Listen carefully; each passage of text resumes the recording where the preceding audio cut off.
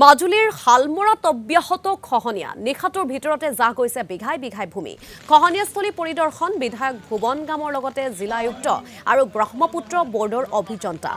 কিন্তু খহনীয়া প্ৰতিৰোধৰ দায়িত্বত থকা বৰ্ডৰ বিষয়া অভিযন্তাৰ বিৰুদ্ধে দুৰ্নীতিৰ অভিযোগ তুলি ক্ষোভিত হৈ পৰে ৰাইজ বিধায়কক জবাবদিহি কৰে ক্ষোভিত ৰাইজে ৰাইজৰ ৰোষত পৰাৰ ভয়ত পলাল বৰ্ডৰ এছডিঅ অভিযন্তা অঞ্চলটোত খহনীয়া প্ৰতিৰোধৰ বাবে টিকে কোম্পানীয়ে ৰূপায়ণ কৰা 237 কোটি টকা অভিলাষী আঁচনি সন্দৰ্ভতো প্ৰশ্ন কৰি কোনো উত্তৰ নাপালে খহনীয়াগ্ৰস্ত ৰাইজে দাবী উত্থাপন কৰিছে যে দুৰ্নীতি বন্ধ কৰি খৈলবান্ধ নিৰ্মাণৰ কাম শীঘ্ৰেই কৰিব লাগে আৰু মাজুলীৰ পৰা আমাক এই সন্দৰ্ভত সবিশেষ জনাব সাংবাদিক তীৰ্থ ভূঞাই হয় ভয়াবহ খহনীয়া হালমৰাত আৰু আমি বাতৰি সবিস্তাৰে প্ৰকাশ কৰিছোঁ তাৰ পিছতে দেখুৱাইছোঁ যে মাজুলীৰ বিধায়ক ভুৱন গাম ডাঙৰীয়া আহি উপস্থিত হৈছে সমান্তৰালভাৱে ক'ব লাগিব জিলা আয়ুক্ত মহোদয় আহিছে কেইবাজনো উচ্চপদস্থ বিষয়া আহিছে এই মুহূৰ্তত মই দেখুৱাইছোঁ হালমৰা অঞ্চলত ভয়াবহ খহনীয়া অব্যাহত আছে যিহেতু খৰালিমহীয়া যেতিয়া কাম কৰিব লাগে কোনো ধৰণৰ ব্যৱস্থা নকৰিলে এই মুহূৰ্তত বিধায়ক মহোদয় আহি ৰাইজৰ আচলতে নজনাকৈ আহিছে কি ক'ব বিধায়ক মহোদয় আহিছে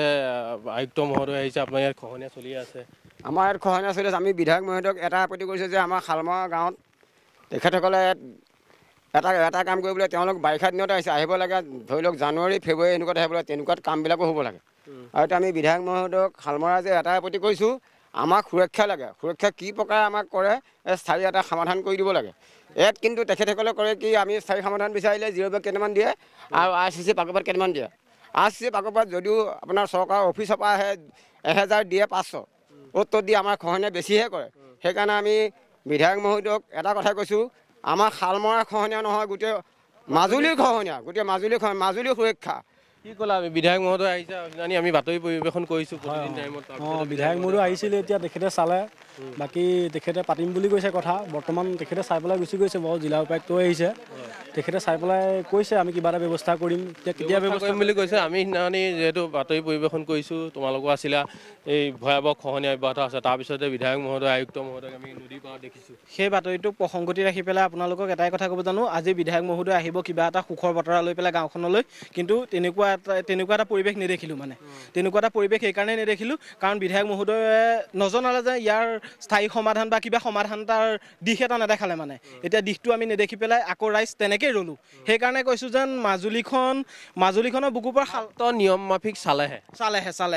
চাই আহি গ'ল কিন্তু একো তাৰ ওপৰত একো মন্তব্য নাৰাখিলে হয় কি ক'বা আচলতে আমি দেখিলোঁ যে বিধায়ক মহোদয় আৰু আয়ুক্ত মহোদয় আহি এনেধৰণে চাই পৰিদৰ্শন কৰিব হয় ছাৰ মাননীয় বিধায়ক মহোদয়ৰ পৰা যিটো আশা কৰি আছিলোঁ সেই তাৰ ফলাফল একো নাপালোঁ তেখেতে চালে কিবা এটা ব্যৱস্থা ল'ম বুলি ক'লে কিন্তু স্থায়ী সমাধানৰ ক্ষেত্ৰত তেখেতে একোৱেই মান নামাতিলে ৰাইজক একো কি ক'ব কি ক'ম মই ধৰক বিধায়ক মহোদয় অহাৰ আমি গমেই নাপাওঁ আৰু এতিয়া আমাক কি মানে সমাধা কৰে তেখেতে কৰে নে নকৰে